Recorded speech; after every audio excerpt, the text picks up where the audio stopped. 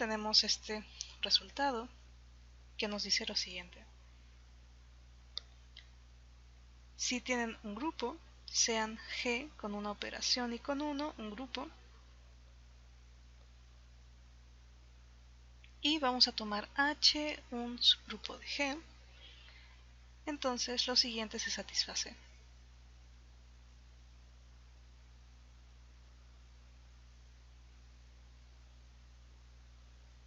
Sí.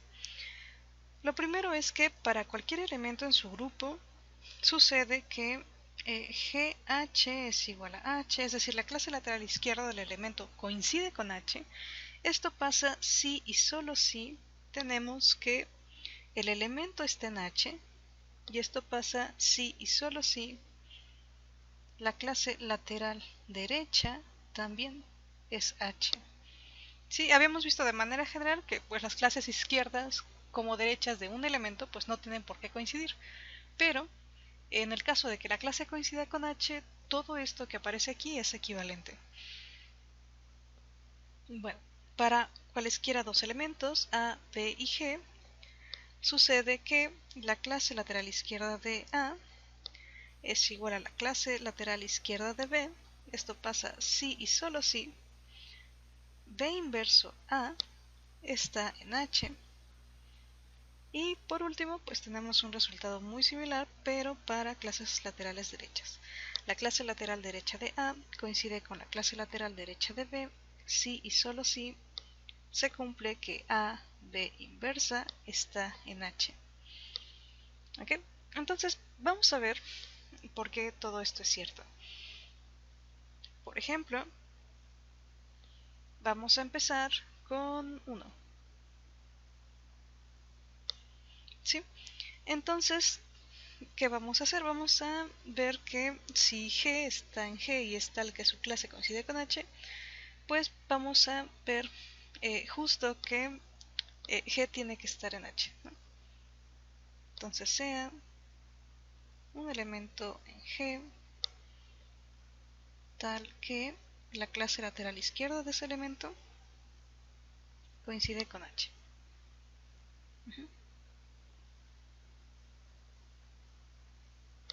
Bien, pero si esto pasa, como H es un subgrupo, ¿no? Entonces el 1 del grupo debe estar en H, ¿sí?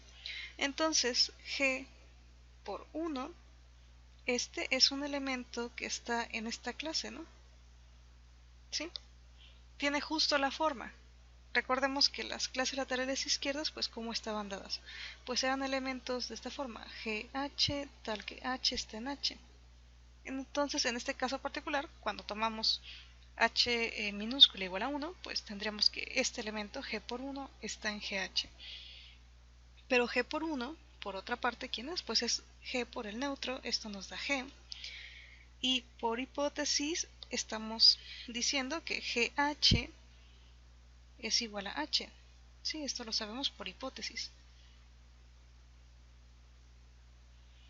Entonces al final, ¿a qué estamos llegando? Estamos llegando a que G tiene que estar en H. ¿Sí? Es decir, tenemos esta implicación. ¿Ok? Muy bien. Ahora, por otro lado, supongamos que G está en H.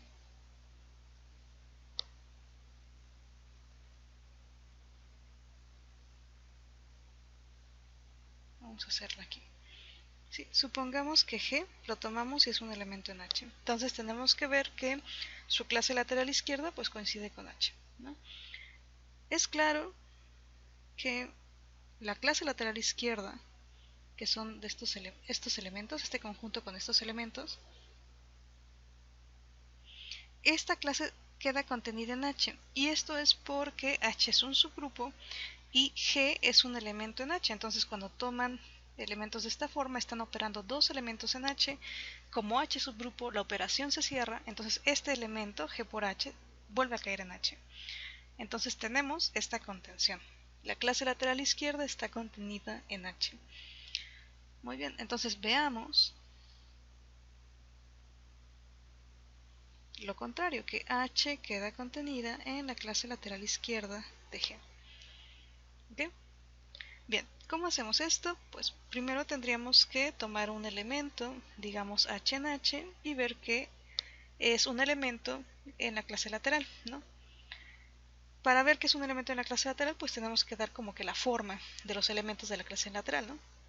Entonces, lo que tenemos aquí es que H, por ejemplo, lo podrían escribir como G inversa H, ¿sí?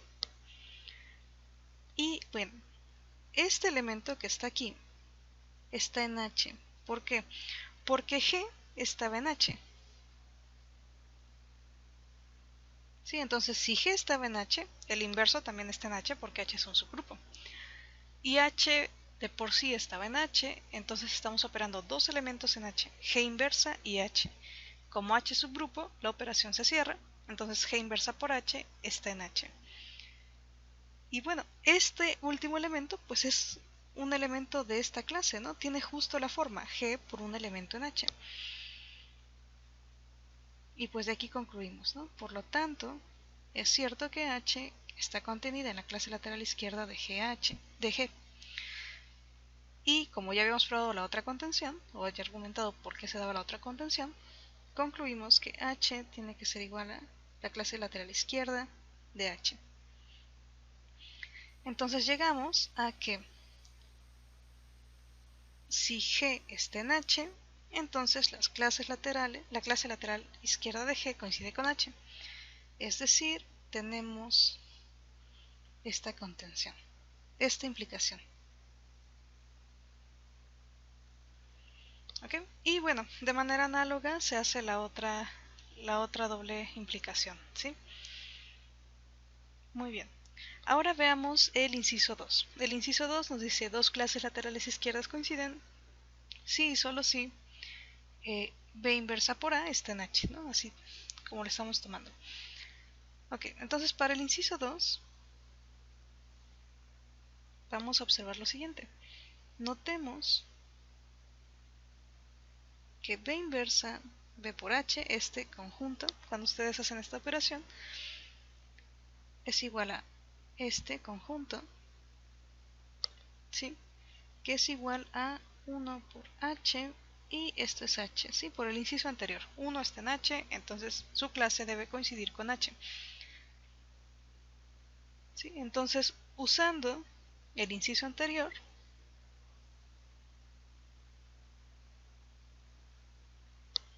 tenemos lo siguiente.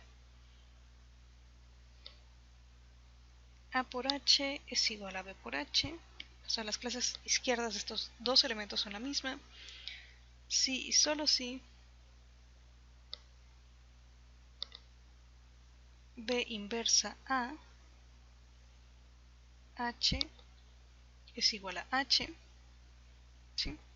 Y esto pasa si y solo si, ¿sí? Aquí usando el inciso anterior, vimos que si tienes un elemento que su clase lateral izquierda te da H, es porque el elemento está en H.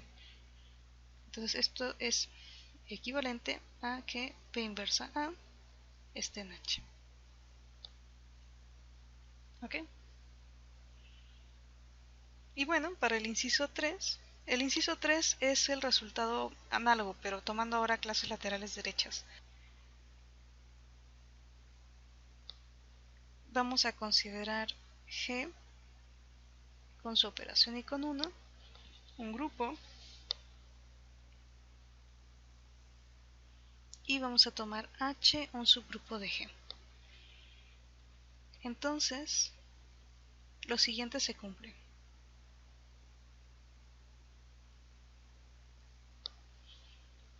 Primero, si nos fijamos en la colección de clases laterales izquierdas, entonces estas clases laterales izquierdas forman una partición del grupo G, ¿no? Entonces, la colección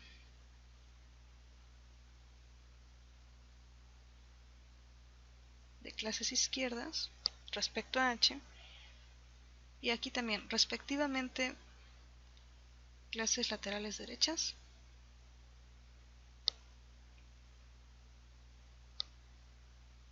forma una partición de G. ¿Sí? Otro resultado es que la aplicación phi que va de clases laterales izquierdas en clases laterales derechas, que está dada de la siguiente forma: una clase lateral izquierda la envían a la clase lateral derecha, pero de su inverso. Esta aplicación es biyectiva. ¿Sí? Pues si esta es biyectiva en particular, pues tendremos que hay la misma cantidad de clases laterales izquierdas que de clases laterales derechas. Y por último, para todo elemento en G, se cumple que la cantidad de elementos que tiene la clase lateral izquierda de él coincide con la cantidad de elementos que tenga su subgrupo, y esto coincide con la cantidad de elementos que tenga su clase lateral derecha. ¿Okay? Bueno, a grandes rasgos, este teorema, ¿qué nos está diciendo? Pues nos está dando una relación entre clases laterales izquierdas y derechas, ¿sí? Cuando nos dice que tienen la misma cantidad por el inciso 2, también nos está dando información sobre las clases laterales izquierdas de un elemento. Nos dice que debe tener tantos como el subgrupo que estás tomando. Y también, por último, nos dice que tenemos una partición del grupo a través de las clases laterales. ¿Sí? Entonces vamos a ver por qué todo esto es cierto. Bien. Para el inciso 1 tenemos que ver que la colección de clases laterales izquierdas es una partición. Es una partición, en este caso, de nuestro grupo G. ¿Sí? Entonces, a ver, para saber que algo es una partición, para demostrar que algo es una partición, tenemos que demostrar algunas cosas, ¿no? Por ejemplo, tenemos que demostrar que cada elemento del conjunto que me estás dando es no vacío. ¿Sí? Entonces, por ejemplo, para G en G, se tiene que G, pues en efecto está en GH, ¿sí? Aquí tomando el 1 en H, ¿no? Y por lo tanto, pues tenemos que cada clase lateral izquierda es distinta del vacío. ¿Sí? Aquí nada más hay que recordar que esta colección de las clases laterales izquierdas, pues tiene estos elementos. Son clases laterales izquierdas aquí con G en G, ¿sí? Entonces tenemos que ver que este conjunto GH es distinto del vacío, primero. Pero esto se debe a que como H es subgrupo, entonces el 1 está, entonces G tiene que estar en su clase lateral izquierda. Entonces cada clase lateral izquierda al menos tiene un elemento, entonces es distinto del vacío.